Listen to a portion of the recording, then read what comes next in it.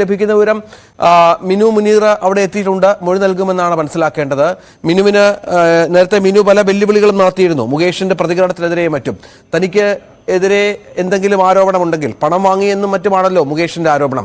അത് തെളിവ് സഹിതം പോലീസിൽ പരാതി കൊടുക്കൂ എന്ന് പറയുന്നു. അപ്പോൾ അവരൊട്ടും പുറകോട്ടില്ല. ഒരുപക്ഷെ ആരോപണം ഉന്നയിച്ച പല ജൂനിയർ ആർട്ടിസ്റ്റുകളടക്കം ആരും പുറകോട്ട് പോകാത്ത സാഹചര്യമുണ്ട്. അവർ ഈ പരാതിയുമായി മുന്നോട്ട് പോയാൽ സ്വാഭാവികമായും അതിന്മേൽ എവിടെ പരാതി എന്ന് ചോദിച്ച് സർക്കാരിന് നടപടിയെടുക്കേണ്ടി വരും.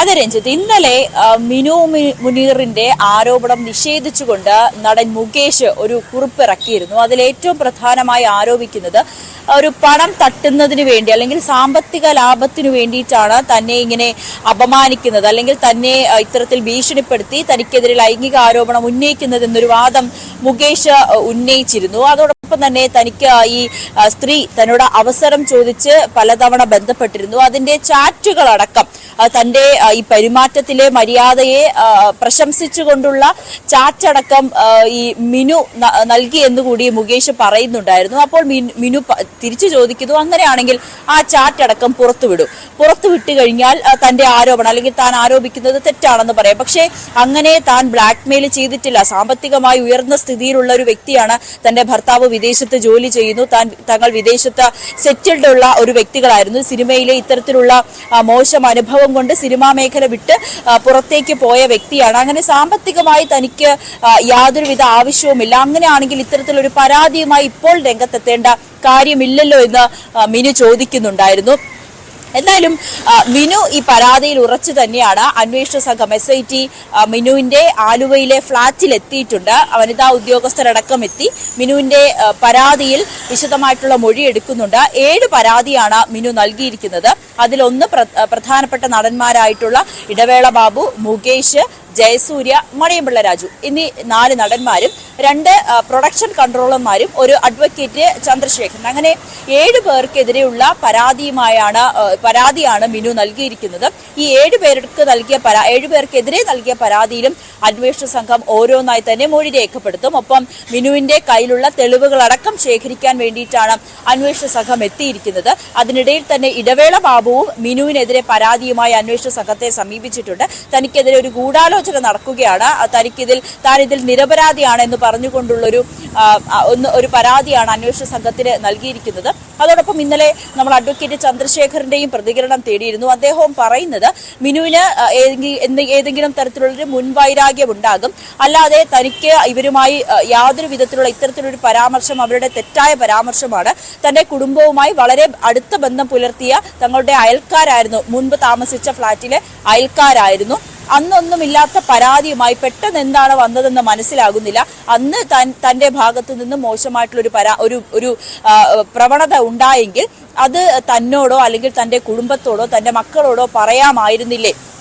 പെട്ടെന്ന് ഇത്തരത്തിലൊരു പരാമർശവുമായി എത്തിയത് ഒരു സിനിമയിൽ താനും കൂടി ഭാഗമായ ഒരു സിനിമയിൽ നിന്നും മിനുവിനെ പുറത്താക്കിയിരുന്നു. അത് താൻ കാരണമാണെന്ന് മിനു തെറ്റിദ്ധരിച്ചു. അത്തരത്തിലുള്ളൊരു കാര്യം സംവിധായകനോട് ചോദിച്ചു. അതിലൊരു തെറ്റിദ്ധാരണ ഉള്ളത് കൊണ്ടാകും ഇത്രയും വർഷം കഴിഞ്ഞതിന് ശേഷം മിനു തനിക്കെതിരെ ആരോപണവുമായി രംഗത്തെത്തിയതെന്ന് പറഞ്ഞുകൊണ്ട് ചന്ദ്രശേഖരൻ ഈ മിനുവിന്റെ പരാതിയെ പൂർണ്ണമായും തള്ളിയും രംഗത്തെത്തിയിട്ടുണ്ട്. എന്തായാലും മിനുവിനെ സംബന്ധിച്ച ഇവിടെ തെളിവുകളാണ് ഹാജരാക്കേണ്ടത്. ഇവരുടെ ആരോപണങ്ങൾ അല്ലെങ്കിൽ മിനു ഉന്നയിച്ച താരങ്ങൾക്കെതിരെയുള്ള ആരോപണങ്ങൾ അത് ശക്തമായി തന്നെ ഈ പരാതിയുമായി ശക്തമായി മുന്നോട്ട് പോകുമെന്ന് പറയുന്നു. അന്വേഷണ സംഘത്തിന് മുന്നിൽ തെളിവുകൾ ഹാജരാക്കണം. മണിയമ്പിള്ള രാജുവും പറയുന്നത് സമാനമായ കാര്യമാണ്.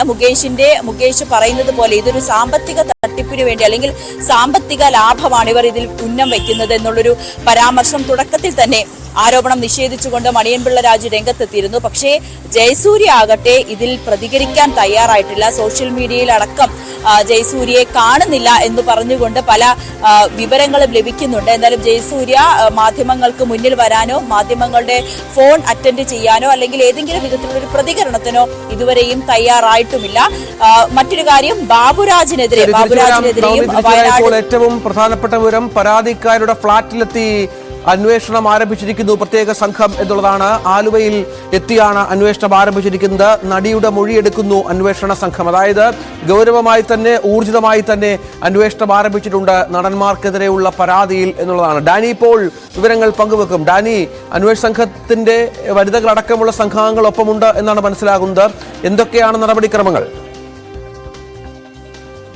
രഞ്ജിത്ത്, പ്രധാനമായും തന്നെ ഇവരിൽ നിന്ന് മൊഴി എടുക്കുക എന്നത് തന്നെയാണ്. കാര്യങ്ങൾ ചോദിച്ച് മനസ്സിലാക്കുക. ഇപ്പോൾ പറഞ്ഞതുപോലെ തന്നെ ഇത്തരം പരാതികളുമായിട്ട് മുന്നോട്ട് പോയ ഒരു സാഹചര്യം തന്നെയുണ്ട്. അവര് ആ പരാതിയിൽ തന്നെ ഉറച്ചു നിൽക്കുന്നു എന്നത് തന്നെയാണ്. ഈ ദിവസങ്ങളിലെ അവർക്കെതിരെയും തിരിച്ച ഇപ്പോൾ നവമി സൂചിപ്പിച്ചതുപോലെ ഇടവേള ഭാവവും അതോടൊപ്പം ഇടവേള ഭാവം പരാതി നൽകുന്നു. ഒപ്പം നടൻ മുകേഷ്, MLA കൂടിയായ മുകേഷും ഇവർക്കെതിരെ ഇവർ പണം ആവശ്യപ്പെട്ടു എന്നതടക്കമുള്ള കാര്യങ്ങൾ പറഞ്ഞിട്ടുണ്ട്. അപ്പോൾ ഈ കാര്യങ്ങളിൽ എന്താണ് ഇവർക്ക് പറയാനുള്ളത്? മാത്രവുമല്ല, ഇവർ ഈ കാര്യങ്ങളിൽ ഉറച്ചു നിൽക്കുന്നു എന്നതാണ്. ഈ പരാതിയിൽ അടക്കം ഉറച്ചു നിൽക്കുന്നു. ഒപ്പം തന്നെ ഇവരുടെ വാദങ്ങൾക്ക്, മുകേഷ് അടക്കം ഉയർത്തിയ വാദങ്ങൾക്ക് മറുപടി പറയുകയും ചെയ്തിട്ടുണ്ട്. അപ്പോൾ അത്തരം കാര്യങ്ങൾ കൂടുതൽ വിശദീകരണങ്ങൾ, ഏതെങ്കിലും രീതിയിലുള്ള താൻ പണം ആവശ്യപ്പെട്ടത് സംബന്ധിച്ചുള്ള കാര്യങ്ങളിൽ ഏതെങ്കിലും രീതിയിലുള്ള കാര്യങ്ങൾ ഉണ്ടെങ്കിൽ അത് തെളിയിക്കണമെന്നത് അടക്കമുള്ള കാര്യങ്ങൾ ഇവർ പറഞ്ഞിട്ടുമുണ്ട്. അപ്പോൾ ഇത്തരം കാര്യങ്ങൾ കൃത്യമായ രീതിയിലുള്ള അവരിൽ നിന്ന് വിവരം ശേഖരിക്കുക എന്നതിന്റെ പ്രാഥമികമായ നടപടികളുടെ ഭാഗമായിട്ടാണ് ഇപ്പോൾ പ്രത്യേക അന്വേഷണ സംഘം ഇവിടേക്ക് എത്തിയിട്ടുള്ളത്. ഒപ്പം ഈ കാര്യങ്ങളിൽ ഇവർക്ക് മറ്റെന്തെങ്കിലും രീതിയിലുള്ള തെളിവുകളോ കാര്യങ്ങളോ കൈമാറാനുണ്ടെങ്കിൽ, ഇവർ സംസാരിച്ചതുമായി ബന്ധപ്പെട്ട കാര്യങ്ങളുണ്ടെങ്കിൽ അത്തരം കാര്യങ്ങൾ കൂടി വ്യക്തമാക്കേണ്ടതുണ്ട്. SITയുടെ ആദ്യഘട്ട ഒരു നടപടി എന്ന രീതിയിലാണ് ഇവിടേക്ക് വന്നിട്ടുള്ളത്. വന്നിട്ടുള്ള പരാതികളടക്കം വിശദമായി അവർ പരിശോധിക്കുകയും ചെയ്യുന്നു. ഇപ്പോൾ ഇവർക്ക് മിനു മുനീറിന് അടക്കം 7 സംബന്ധിയായി ഇവർ നൽകിയിട്ടുണ്ട്. ഇവർ ആ രീതിയിലേക്ക് കാര്യങ്ങൾ വ്യക്തമാക്കണം. അപ്പോൾ ഓരോന്നിനും വ്യക്തമായ രീതിയിൽ ഇവരിൽ നിന്ന് വിവരങ്ങൾ ശേഖരിക്കുക എന്നതാണ്. ഒരു ഘട്ടത്തിൽ ഒരുപക്ഷെ മൊഴിയെടുപ്പ് എന്നതിനപ്പുറം ആദ്യഘട്ട ഒരു വിവരശേഖരണം എന്ന രീതിയിലേക്കാണ് പോകുന്നത്. പിന്നീട് വ്യക്തമായ രീതിയിൽ ഇവരിൽ നിന്ന് വസ്തുതകളടക്കം മൊഴിയടക്കമുള്ള കാര്യങ്ങൾ ശേഖരിക്കേണ്ടതുണ്ട്. ഈ അന്വേഷണ ഹേമ കമ്മിറ്റി റിപ്പോർട്ട് പുറത്തു വന്നതിന് ശരി, തിരിച്ചു വരാം ഡാനി, തിരിച്ചു വരാം. ഇപ്പോൾ VD സതീശൻ പ്രതിപക്ഷ എല്ലാം കൊള്ളരുതാത്തവരാണ് എന്നുള്ള ഒരു തോന്നൽ ആളുകളുടെ ഇടയിൽ ഉണ്ടാക്കാനുള്ള കാരണം പോലും സർക്കാരാണ്.